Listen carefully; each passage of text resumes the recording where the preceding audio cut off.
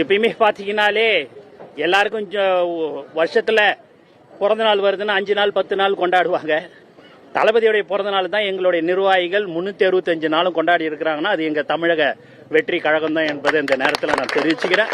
நீங்க சொல்ற மாதிரி ஜூன் 22ஆம் தேதி மிக சிறப்பாக எல்லோருக்கும் நலத்திட்ட உதவிகள் என்று பல்வேறு உதவிகளை செய்வோம் என்பதை இந்த நேரத்தில் நாங்கள் கட்சியினுடைய முதல் பொதுக்கூட்டம் நடைபெறும் எதிர்பார்க்கலாமா?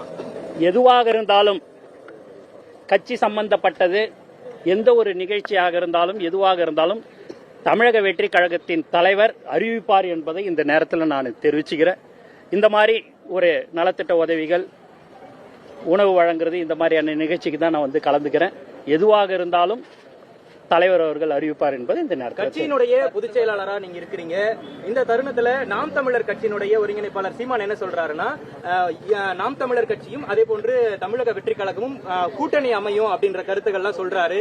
அவர் சொல்லிதான் விஜய் அவர்கள் கட்சியை தொடங்கினதா கருத்துக்கள்லாம் சொல்றாங்க. வரும் தேர்தல்ல தமிழக வெற்றி கழகம் அவங்களோட கூட்டணி அமையுமா? அவரோடு கலந்து பேசுறாரா? நான் தான் உங்களுக்கு எல்லாமே சொல்லிட்டேன்னு. எதுவாக இருந்தாலும் தலைவர் தான் எந்த முடிவா இருந்தாலும் தமிழக வெற்றி கழகத்தில் தலைவர் தான் எந்த முடிவாக இருந்தாலும் எடுப்பார்.